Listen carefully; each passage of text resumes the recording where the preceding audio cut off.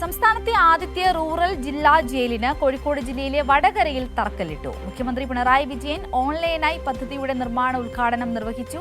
ആധുനിക സൗകര്യങ്ങളോടുകൂടി നിർമ്മിക്കുന്ന ഈ ജയിൽ സമുച്ചയം വടകരയുടെയും സമീപ പ്രദേശങ്ങളുടെയും നീതിന്യായ നിർവഹണ രംഗത്തെ ഒരു നാഴികക്കല്ലായി മാറുകയാണ്. 18 കോടി രൂപ ചെലവിൽ നിർമ്മിക്കുന്ന ജയിലിന്റെ ചുറ്റുമതിലും പ്രധാന കവാടവും ഉൾപ്പെടുന്ന 2.35 കോടി രൂപയുടെ നിർമ്മാണമാണ് ആദ്യഘട്ടത്തിൽ ആരംഭിക്കുക. കേരളത്തിലെ ജയിലുകൾ ഇന്ന് കേവലം ശിക്ഷാ കേന്ദ്രങ്ങളല്ലെന്നും മറിച്ച് തടവുകാരുടെ ചിന്തകളിലും ജീവിത രീതികളിലും ഗുണപരമായ മാറ്റങ്ങൾ കൊണ്ടുവരുന്ന തിരുത്തൽ കേന്ദ്രങ്ങൾ കൂടിയാണെന്നും മുഖ്യമന്ത്രി പിണറായി വിജയൻ പറഞ്ഞു. ജീവനക്കാർക്കുള്ള അടിസ്ഥാന സൗകര്യ വികസനത്തിന് പുറമെ തടവുകാർക്ക് മെച്ചപ്പെട്ട മാനസികാരോഗ്യ പിന്തുണയും തൊഴിൽ പരിശീലനവും ഉറപ്പാക്കണമെന്നും മുഖ്യമന്ത്രി വ്യക്തമാക്കി. കേരളത്തിലെ ജയിലുകൾ തടവുകാരുടെ ചിന്തകളിലും ജീവിത രീതികളിലും ഗുണപരമായ മാറ്റങ്ങൾ കൊണ്ടുവരുന്ന തിരുത്തൽ കേന്ദ്രങ്ങൾ കൂടിയാണ്.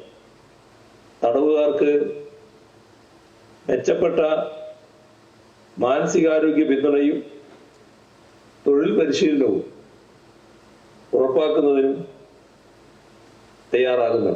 3 നിലകളിലായി നിർമ്മിക്കുന്ന ജയിലിൽ lift, video conference room, office മുറികൾ, interview room, yoga hall, library, 2 നിലകളിലായി സെല്ലുകൾ ഉൾപ്പെടെ അത്യാധുനിക സജ്ജീകരണങ്ങൾ ഒരുക്കും.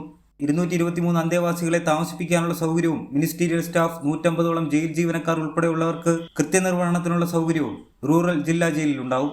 കൈരളി ന്യൂസ്, കോഴിക്കോട്.